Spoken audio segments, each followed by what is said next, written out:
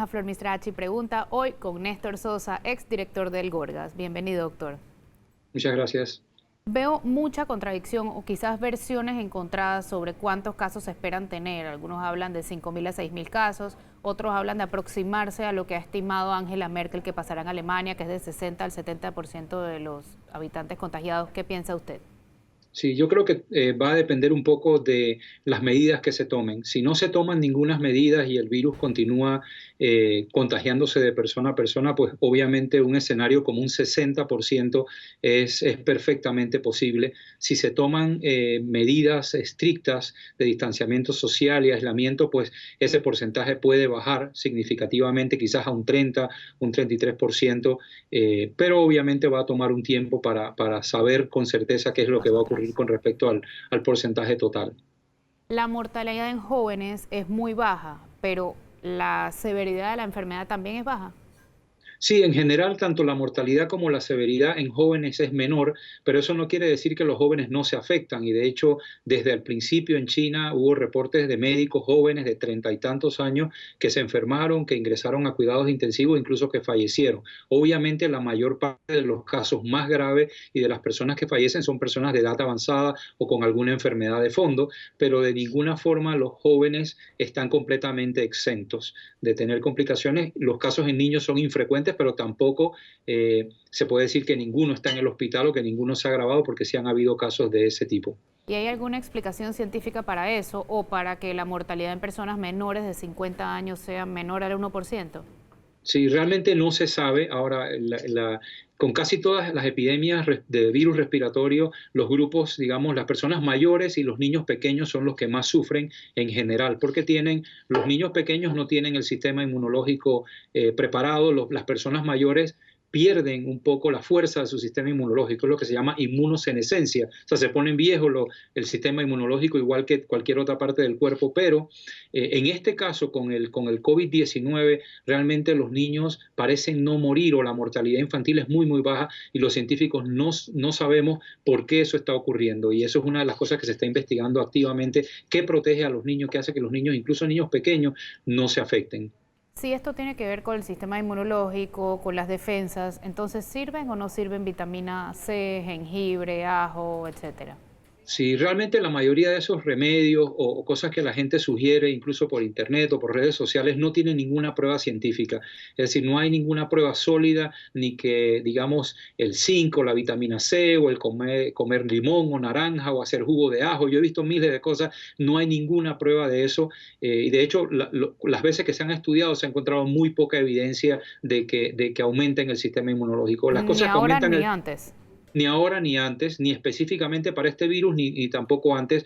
Lógicamente, una dieta balanceada, el hacer ejercicio, el no fumar, el estar saludable, en general, pues te ayuda con esta y con cualquier enfermedad. ¿No? Una persona que tiene una buena capacidad pulmonar, por ejemplo, que puede hacer ejercicio, subir escaleras y no le falta el aire, es lógico que va a aguantar mucho más una neumonía que una persona que tiene una enfermedad pulmonar avanzada, que con cualquier cosita se pone con falta de aire. Entonces, es cuestión de sentido común, pero realmente no hay nada que te suba las defensas como tal. Si no se la diéramos a los pacientes de trasplante, a los pacientes con VIH y SIDA para subirle las defensas, no tenemos realmente nada.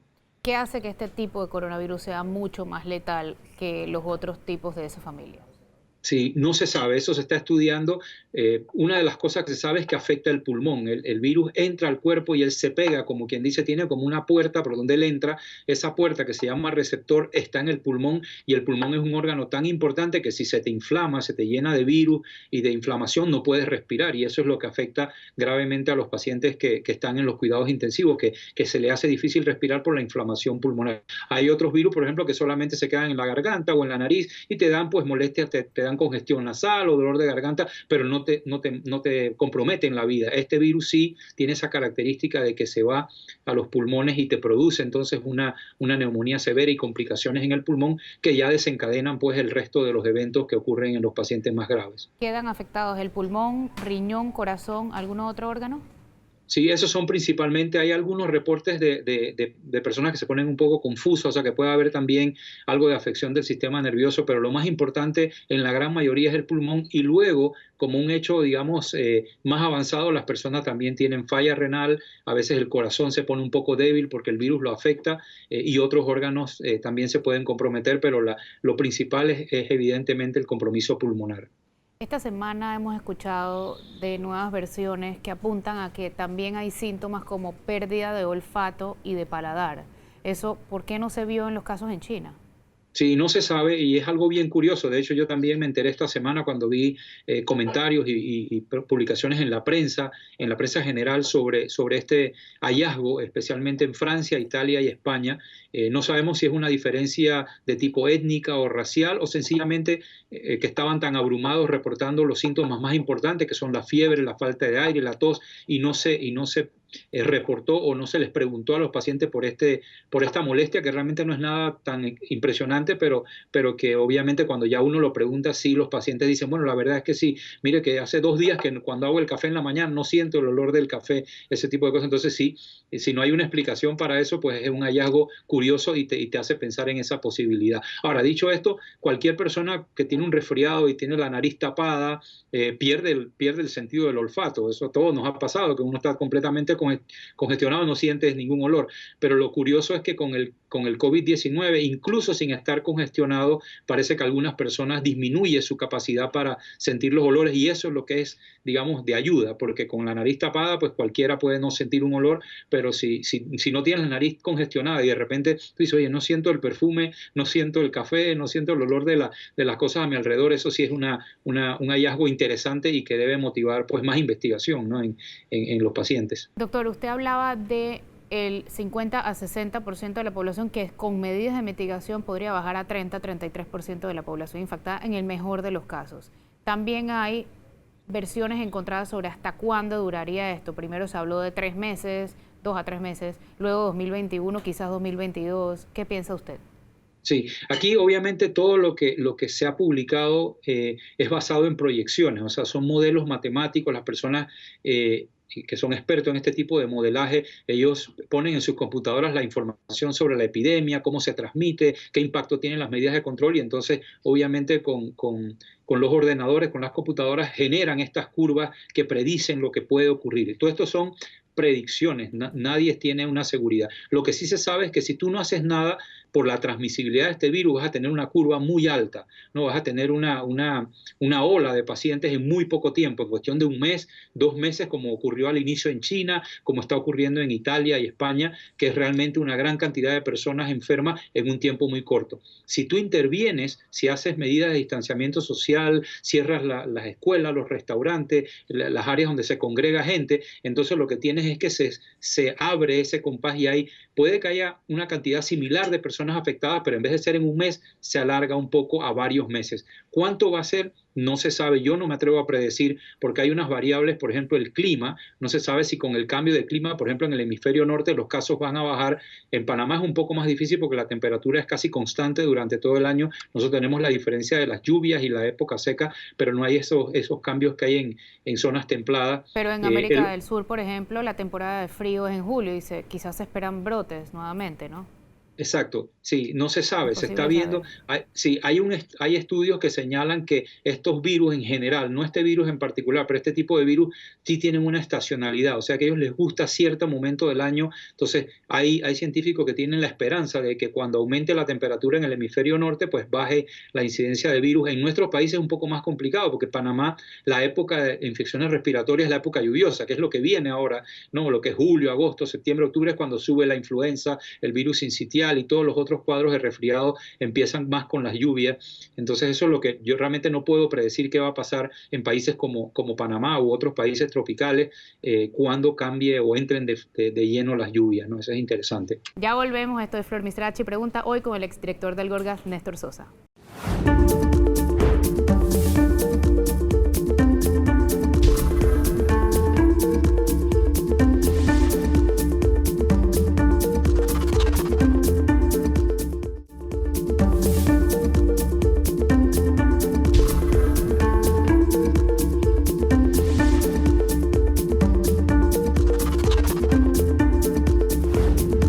Ya de vuelta con Flor Miserachi pregunta, hoy con el exdirector del Urgas, Néstor Sosa. Doctor, finalmente tenemos cuarentena. ¿Esto hubiera podido bajar la curva si se hubiera decretado antes o no? Bueno, sí, mientras más temprano uno hace una intervención de este tipo, presumiblemente mejor es el efecto. Lo que ocurre en la realidad es que a veces no es fácil decidir en qué momento, porque todas estas medidas de distanciamiento social, de cierre, tienen un impacto económico e incluso tienen un impacto de salud. Imagínense en los lugares donde se han cerrado las clínicas y las cirugías, hay personas que también están en peligro de tener problemas de salud, no por el COVID, sino si por ejemplo yo soy un paciente diabético y necesito que me vea mi médico para que me aumente la insulina y no puedo ver a mi médico porque no da clínica o el gobierno cerró el hospital o el hospital unilateralmente cerró, probablemente yo me voy a empeorar de mi diabetes. Entonces hay un balance muy fino entre las medidas que uno toma y el impacto que estas medidas tienen. Lógicamente, cuando ya uno ve que viene la ola, el tsunami de pacientes, se tienen que tomar estas medidas si no pasamos por lo que pasó Wuhan, por lo que está pasando Italia y España, pero obviamente es difícil saber en qué momento tomar estas medidas y no hay una respuesta correcta y otra incorrecta. Obviamente uno prefiere hacerlo antes que tarde, pero todo tiene una consecuencia tanto económica como otras consecuencias incluso sobre la salud. Pruebas, se ha informado que tenemos suficientes, pero no las masifican. ¿Habría que masificarlas o para qué si igual a la mayoría de los casos los mandan a la casa? Sí, hay diferentes estrategias. Si tú estás muy temprano en la epidemia, tiene sentido hacer muchas pruebas para, digamos, aislar a las personas. Cuando ya el virus se está transmitiendo ampliamente, realmente la prueba te ayuda con los pacientes hospitalizados, con los pacientes más graves o con los pacientes que tienen riesgo. Así que no es muy lógico masificarla. Aparte que hay un límite también en la cantidad de pruebas que tú puedes hacer. O sea, si haces miles de pruebas, aunque tengas las pruebas, no tienes al personal idóneo para hacerlas y sencillamente agotas el sistema haciendo pruebas innecesarias en gente que o no tiene riesgo o está bien o puede quedarse en su casa tranquilamente sin ninguna consecuencia y entonces no puedes atender a los más enfermos. ¿Qué hay de cierto en que los anticuerpos de sobrevivientes podrían usarse como tratamiento para los enfermos? Porque entiendo que hoy están usando solamente hidroxicloroquina y acitromicina. Correcto, sí, hay alguna evidencia de que esta estrategia pudiera funcionar. Yo vi hoy casualmente un estudio de China donde le dieron el suero de personas que se recuperaron a 10 pacientes y les fue muy bien a los pacientes. Este es un estudio muy pequeño, no comparativo, pero sí, en el pasado, hace muchos años, cuando no teníamos antibióticos, se usaba suero de personas y de animales convalecientes. Se inyectaba, por ejemplo, caballos con una infección, el caballo producía anticuerpos y se le sacaba el suero al caballo y se usaba en el humano, ¿no? Entonces, eso se ha hecho en el pasado y se ha hecho con ciertas enfermedades y puede funcionar. Doctor, hay más de 2 decenas de posibles vacunas. Ahora hay que ver cuál es la mejor o va a quedar en una sola vacuna como las demás enfermedades. Sí, eso todavía no se sabe. Obviamente se están probando tratamientos y vacunas. Hay que esperar a que salgan los estudios científicos para ver la seguridad y la eficacia. Es decir, estar seguro de que funcionan por un lado y que no hacen daño por el otro. Probablemente van a haber más de un tipo de vacuna y quizás en un momento dado las autoridades de salud tendrán que tomar una decisión. Bueno, esta es la que tiene mejor eficacia y seguridad, mejor relación efectividad-precio. Pero sí, yo me imagino que con esta vorágine de investigación que hay en el mundo van a salir más de una vacuna. ¿Qué mensaje le daría usted a los antivacunas por esta situación?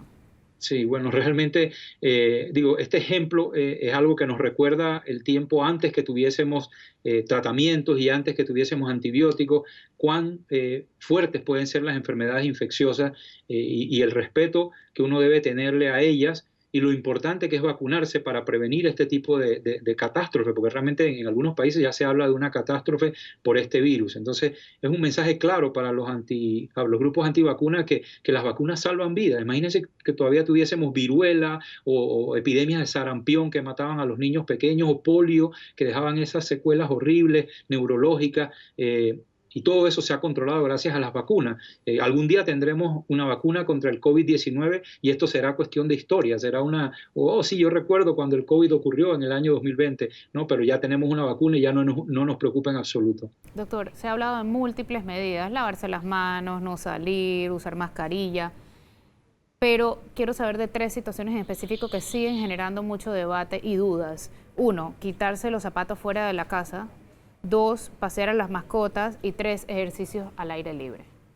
Sí, bueno, los zapatos, si uno va a un lugar donde puede haber virus, por ejemplo, yo en mi caso particular, yo cuando llego a mi casa me quito los zapatos y me cambio a unos zapatos de casa porque yo estoy caminando en el hospital donde potencialmente vienen personas que pudieran tener el COVID. Así que si uno está en un lugar donde puede haber, o si Es hay que ya en en tu cualquier lado puede comunidad, haber, ¿no? claro, si en tu comunidad hay transmisión, por supuesto que sí, es posible que alguien tose en el piso, tú pisas el área donde él tosió y tú cargas el virus en el zapato por unas cuantas horas, así que es enteramente posible. El pasear a la mascota o hacer ejercicio afuera es mucho más seguro, es decir, este virus no se pega por distancias largas, o sea que si tú vas solo en un parque o en un lugar y no te acercas a nadie menos de 2 metros o de 1 metro, según algunos estudios, no corres ningún peligro, realmente no corres ningún peligro, es más, el sol emite luz ultravioleta, la luz ultravioleta del sol inactiva al virus, o sea que los espacios abiertos, bien ventilados, son mucho menos riesgosos que un área cerrada, un cuarto cerrado donde no entra la luz. Pero obviamente si tú vas a un lugar donde hay 500 personas, aunque sea al aire libre, y estás como un baile o una cosa así, o una playa donde estás al lado de mucha gente, pues te puedes contagiar porque la gente te está hablando, O te sea que pueden para usted toser en no la hay cara. problema pasear a las mascotas y caminar al aire libre. No hay problema desde el punto de vista teórico. Si un gobierno, por ejemplo, ordena un cierre completo de las personas, o sea, una cuarentena estricta, entonces hay que respetarlo, porque lo que pasa es que si todos salen a pasear a su mascota a la misma hora, y no hay una persona, sino 30 personas paseando a la mascota en una misma acera, en Panamá, en qué sé yo, en el área de Santana, pues eso es una aglomeración de gente. Pero Si la esto ocurre, mascota no trae sí, el virus en las sí, patas a la casa. sí pudiera ser, exacto, esa es otra posibilidad, claro. Entonces, yo he visto incluso indicaciones de personas que le limpian las patitas a la mascota. Es menos probable, obviamente, pero sí hay ese riesgo, pero realmente no es tan importante como el tocar superficies, el estar en contacto directo con una persona infectada que te tosa o te estornude, es una cosa mucho más importante que el riesgo teórico de que la mascota pise exactamente donde está el virus y luego esté en la casa. Es posible, teóricamente posible, pero no es una gran cosa. Incluso desde el punto de vista psicológico es un poco bueno, siempre y cuando no esté prohibido, salir a hacer ejercicio, porque la parte de oso, también de estar encerrado sin ningún tipo de distracción es difícil, ¿no? Y esto se tiene que sostener por varios meses. Entonces imagínense una persona encerrada 3 o 4 meses en 4 paredes, es un poco difícil, entonces tiene que haber cierta flexibilidad en ese sentido. Vamos a un cambio, doctor, pero antes quiero preguntarle cuánto tiempo queda el virus en la superficie. Usted dijo que en la suela de los zapatos un par de horas. Se ha hablado de Sí. 12 días, 17 días, 9 días. ¿A qué le Exacto, creemos? depende, sí, exacto, es bastante variable y aún hay pocos estudios, hay solamente 2 o 3 estudios publicados de COVID-19 y hay algunos de los otros coronavirus más antiguos. Lo cierto es que sí dura, desde en el aire, por ejemplo, se ha demostrado que puede durar hasta 3 horas, en algunas superficies como acero inoxidable o plástico dura días, o sea, no minutos ni horas, sino días, 3, 4 días, dependiendo de las condiciones también, que es el otro factor. Si por ejemplo es un área afuera donde hay luz ultravioleta, donde hay sol, el virus se va a inactivar más rápido que digamos debajo de un escritorio que está húmedo, digamos protegido de la luz. Entonces es muy variable. Lo importante desde el punto de vista práctico es que puede durar horas y días, o sea que si tú efectivamente tú tocas una superficie donde alguien tosió hace 2 o 3 horas, tú puedes llevarte el virus a la mano y si te tocas los ojos, te llevas el virus a la cara, y eso es lo que la gente tiene que acordarse, más que exactamente si dura 2,5 o 3 días, ¿no? Saber que Gracias, dura en doctor. el ambiente, ¿cómo no? Vamos a un cambio y ya volvemos. Esto es Flor Miserachi Pregunta.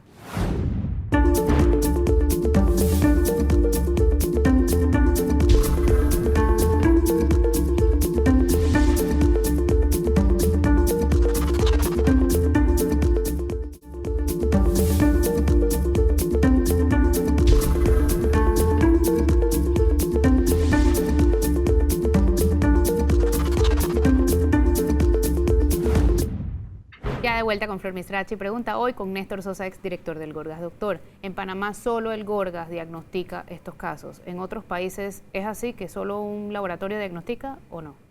No, por ejemplo, aquí en Estados Unidos, donde yo estoy trabajando ahora, pues ya se ha descentralizado la prueba y muchos laboratorios privados, particulares, están haciendo la prueba aprobada por la FDA, que es la agencia regulatoria, pero sí, están haciendo la prueba y eso ayuda mucho porque obviamente la carga sobre una institución es mucha y entonces al tú hacerlo en varios lugares, pues es más fácil incluso para la gente tener acceso a la prueba y al resultado rápido, ¿no? Doctor, usted antes de irse el año pasado dejó el presupuesto listo para este año. Lo bajaron de 43 millones a 19 millones. ¿Qué pudiera estar haciendo el Gorgas con un presupuesto como Dios manda? Sí, obviamente, bueno, por un lado más investigación, tener más científicos trabajando en el Gorgas, dar una respuesta más rápida. Nosotros siempre defendimos un aumento en el presupuesto del Gorgas y de salud en general. Yo creo que es importante y este es un ejemplo típico de lo que puede ocurrir cuando uno no tiene suficientes fondos. La respuesta es mucho más complicada, los hospitales están un poco más desabastecidos. Entonces, lo importante es eso, es que se dé más apoyo tanto al Gorgas como a todas las instituciones científicas de Panamá, porque de una forma u otra nos protegen y a las instituciones de salud también, porque evidentemente dan el cuidado médico directo a la población. La salud, la educación son cosas que a veces los políticos repiten, pero este es un ejemplo típico de que hay que estar bien preparado para eso, para poder responder a una crisis como esta. Doctor, en junio del año pasado usted dijo estar desilusionado del estado de la atención de la salud en Panamá. ¿Siente usted que ahora el sistema sí ha estado a la altura de las circunstancias? Sí, bueno, como no he estado allá, no puedo, digamos, emitir un juicio muy crítico, pero sí he visto, por ejemplo, comentarios positivos de la Organización de Naciones Unidas, de la Organización Mundial de la Salud, de que lo que se está haciendo en Panamá, y digo, informalmente te puedo decir que sí, yo he visto que han tomado acciones, han manejado la crisis con responsabilidad, así que la verdad que no te puedo decir que no estoy satisfecho, he visto buenos comentarios internacionales. Obviamente siempre hay formas de mejorar lo que uno hace, pero yo creo que Panamá, si lo comparamos con los otros países de la región, está bien. Y la respuesta del Gorgas y la respuesta de los médicos que yo chateo con ellos en el WhatsApp, de lo que están haciendo en el hospital con los pacientes, ahí sacrificándose, y las enfermeras y los demás, es realmente loable. ¿Cómo se manifiesta ahora la excesiva politización de los puestos de jerarquía en el sistema, que también usted denunció el año pasado? Sí, yo creo que eso es importante. En Panamá tenemos que volver a lo que es los concursos de las diferentes posiciones, que la gente que maneje los hospitales, la gente técnica, no me refiero al ministro y a las personas que son obviamente netamente políticas, pero los jefes de servicio, los jefes de departamento, incluso los directores de hospitales tienen que ser seleccionados en base a su capacidad y en base a su preparación, ¿no? A su preparación técnica, porque aunque tú seas un excelente cirujano o infectólogo como yo, eso no quiere decir que necesariamente vas a ser un buen administrador de un hospital o de una policlínica, ¿no? Y entonces eso es importante y hay que reconocerlo, que hay que hacerlo en base a mérito, ¿no? Más que cualquier asociación política. Ok, usted participó en la investigación de dietilenglicol, también trabajó en chikungunya, influenza, ébola, zika. ¿Qué diferencia hay entre esos brotes y el coronavirus? Sí, bueno, primero que todo, esta es una enfermedad mucho más transmisible, se ha constituido en una verdadera pandemia. Por ejemplo, el Zika y chikungunya afectaron una parte del mundo donde el clima tropical, pero esto realmente se ha extendido a más de 100, casi 150 países, según las últimas noticias. También el hecho de que se transmita de persona a persona y tiene una mortalidad relativamente alta, arriba del 1% en algunos estimados, lo hace completamente distinto. Y la verdad que en mi vida profesional yo no he visto una situación tan crítica como esta, desde el punto de vista de salud y desde el punto de vista de impacto sobre la gente, sobre la rutina de la vida de la gente, sobre sus trabajos.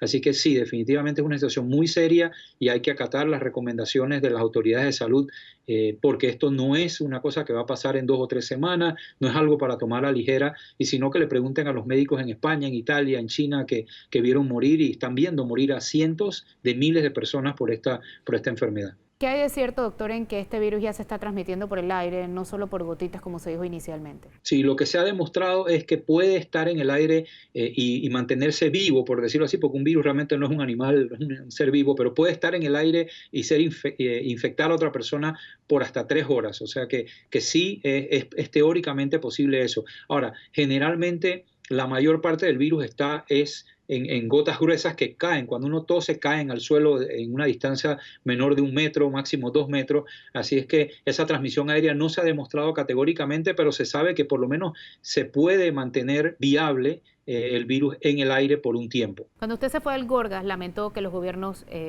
invirtieran más en paradas de buses, carreteras, etcétera. ¿Cree que luego de esto cambie y se le destine más del 0.2% del PIB a la ciencia? Sí, definitivamente. Yo creo que esta mala experiencia con esta pandemia nos enseña cuán importante es apoyar la investigación científica, el tener investigadores, laboratorios que estén a punto con la última tecnología para poder responder rápidamente, incluso antes de que vengan problemas de salud, poder predecirlos, poder anticiparlos. Así que sí, yo espero que esto sea como una advertencia fuerte para los tomadores de decisiones para que aumenten el presupuesto de las instituciones de investigación y las instituciones de salud de nuestro país. Y por último, doctor, ¿de la que se salvó o le hubiera gustado estar aquí? Mira, la verdad que he tenido sentimientos encontrados. Me hubiera gustado estar allí para ayudar a la gente, para tratar de tranquilizar, para explicar, pero me siento también bien porque he visto el accionar de varios de mis colegas, el doctor Xavier Sáez Llorén, el doctor Nieto, el doctor Sandoval y muchos otros que la verdad que han enfrentado esto muy bien y han ilustrado a la población y han asesorado también al nivel político de una manera muy profesional. Pero sí, obviamente me hubiera gustado en cierta forma estar allí. Yo tengo familia en Panamá y obviamente recibo muchas noticias de lo que está ocurriendo.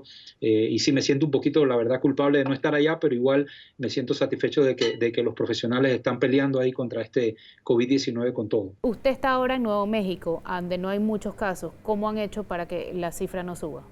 Sí, acá la gobernadora pues cerró rápidamente las escuelas y los comercios y eso pues ha ayudado a que haya un menos movimiento de gente y menos contacto. También Nuevo México no es un lugar tan turístico que vengan miles y miles de personas como Nueva York o California, entonces eso hizo que llegaran menos personas infectadas y nos ha permitido controlar un poco el número de casos, pero obviamente eso puede cambiar en las próximas semanas si no se toman todas las medidas que se recomiendan normalmente en estas situaciones. Doctor, gracias por acompañarnos y a ustedes también gracias por acompañarnos. Esto fue Flor Misrachi Pregunta, hoy con el exdirector del Gorgas, Néstor Sosa.